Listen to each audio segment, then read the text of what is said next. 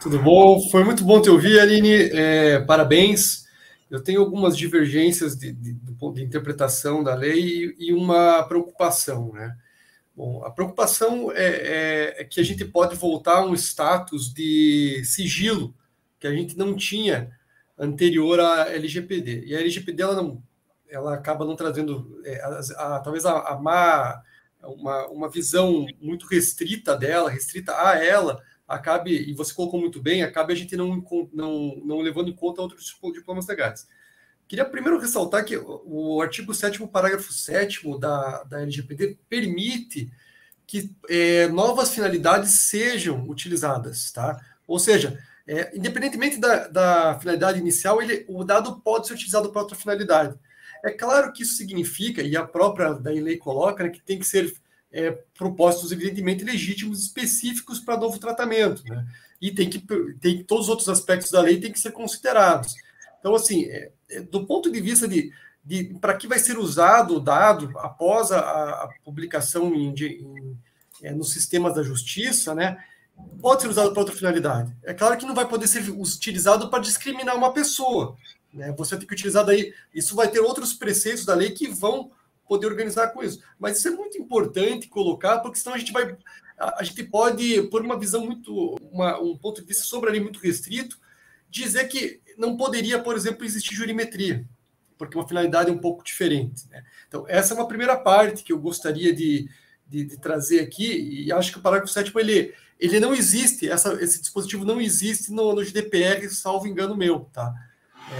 Existem doutrinadores brasileiros que querem tirar isso da lei. Eu acho um baita equívoco, porque isso aqui permite inovação, né? E a própria lei, no artigo 2º ou 3º, vai falar que um dos preceitos da lei é trazer inovação para o ecossistema e tudo mais. Então, eu vejo um problema aqui, né? E veja, e também com relação aos dados sensíveis, eu entendo que, assim como alguns doutrinadores, que para a disponibilidade dos dados públicos de processo, eles não estão no artigo 7º. A hipótese legal dele está no artigo 23, né?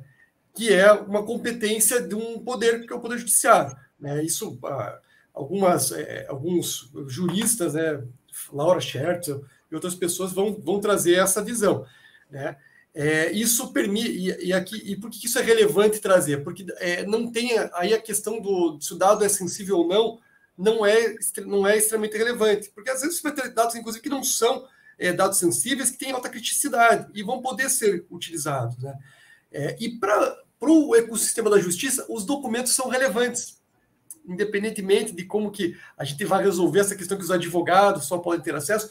Os documentos são extremamente relevantes porque muitas vezes, e quem advoga tem essa clareza, né? Você acaba, a partir de outros processos, de outros documentos, conseguindo ter subsídios que são, inclusive, respaldados pela LGPD. Né? Então, essa matização que eu queria trazer, Aline, sabe? Que eu acho relevante para que a gente tenha realmente um ambiente livre, né? E realmente aí o STF, acho que a gente tem que trazer isso porque o STF vai julgar isso e a gente não pode ter uma visão que seja muito restritiva. Era isso que eu queria trazer. Tá certo, Rodrigo. Eu tenho contato com o pessoal do Jus Brasil, que eles organizavam um evento que eu fazia, talvez retorne a fazer, que é o Conecte-se. E eles criaram um meio bem fácil. A pessoa entra no site dele lá, pede para excluir, se não está satisfeito que aparece a pesquisa, só clicar, preencher um formulário e eles excluem. Então, eu acho que dá para ter os dados públicos, dá para ter um meio termo e atender o interesse de todos. Mas do meu ponto de vista, Cabelo, desculpa te interromper, mas do meu ponto de vista, você não poderia fazer isso no judiciário. Você vai tirar a possibilidade de discutir justiça, de discutir coisas que são relevantes e legítimas, que você tem lá o artigo 7º vai trazer uma série de possibilidades que você vai poder utilizar o dado, né? Exercício regular de direito, você vai não permitir, né? Enfim, no caso do Juiz Brasil, eu entendo, mas da justiça talvez não seja possível fazer isso, entende? Mas o que o pessoal fica preocupado é justamente com isso. O cara joga o nome dele lá, aparece logo no início. É escavador, Jus Brasil, e o pessoal fica verificando, né? Então, eu acho que é a preocupação do usuário final e tem como resolvê-la sem privar todo mundo de acesso aos dados. José Lúcio, você está com o microfone fechado. Você quer fazer as considerações? Desculpe. Eu acompanho o Rodrigo nessa. Eu acho que os dados têm que ser públicos quando se trata da administração pública e o Poder Judiciário está, né, classificado dentro do âmbito da administração pública. Quando as pessoas debatem questões jurídicas nos processos, é claro que o tratamento individual, aqueles dados sensíveis, até como trata a LGPD, eu acho que devem ser preservados, de fato. Agora, os demais dados, né, relacionados aos autos, ao processo, não, porque, lamentavelmente, as discussões jurídicas, né, os litígios, eles servem para o aprimoramento da sociedade. Quando as pessoas debatem uma questão jurídica, quando debatem um litígio, uma controvérsia, seja num trato de um contrato, numa responsabilidade civil, está aprimorando o desenvolvimento da sociedade, como ela vai tratar aquela discussão, aquele litígio, e é fundamental que isso seja público, não é? Para que as pessoas tenham esse acesso. Mais que isso, a não divulgação disso pode acobertar ilicitudes, né? E o judiciário não pode ser cúmplice de ilicitudes. E eu dou um exemplo prático comigo. Né? Aconteceu comigo no âmbito de um processo contra uma entidade pública. Ela juntou nos autos alguns documentos relacionados ao processo licitatório que trazia RG das pessoas, qualificação de pessoas, e aí ela me pede sigilo. Né? E foi decretado sigilo por conta dos dados individuais das pessoas no processo. E aí você vai caçar processo contra essa instituição pública, não acha processo contra ela, porque está tudo sob sigilo.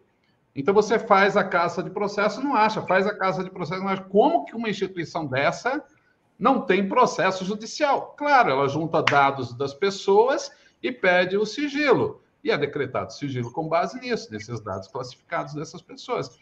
E aí você não tem acesso, ou seja, é coberta ilícitos, porque no caso que eu falo, foi praticado um ilícito por parte dessa entidade, essa entidade agiu de modo a fraudar um processo licitatório, e você sabe que isso ocorre com frequência naquela instituição, mas você não tem acesso, porque os processos judiciais que discutem questões relacionadas àquele tipo de processo licitatório que essa entidade conduz, traz dados pessoais, né? E aí vai tudo para o sigilo, impedindo a sociedade de fiscalizar. E isso não é adequado. Né? Melhor tratar os abusos do que a pretexto de prevenir alguma coisa individual, se traçar uma restrição que não é pretendida pela legislação da TAFE. Eu entendo que são dados sensíveis, sabe? Porque os dados sensíveis você pode utilizar para exercício regular de direito. Então, de repente, você acaba reduzindo o exercício de direito de defesa. Mas é fácil resolver isso aí, né? Coloque sigilo só o documento pessoal. Apesar que não adianta. Lá na inicial vai ter os dados, na procuração tem os dados. Então, começa um negócio bem complicado. Não, veja bem, quem se dispõe a participar de um processo licitatório, de uma instituição pública, não pode pretender sigilo. Né? Vai tratar com o poder público, com dinheiro público. E dinheiro público não pode ser tratado com sigilo. Não é? Tem que ser amplo acesso, para que as pessoas possam fiscalizar, para que possa ser um acesso democrático, para que as pessoas possam criticar e ter condições de ter conhecimento, até para também participar desse processo, né, licitatório.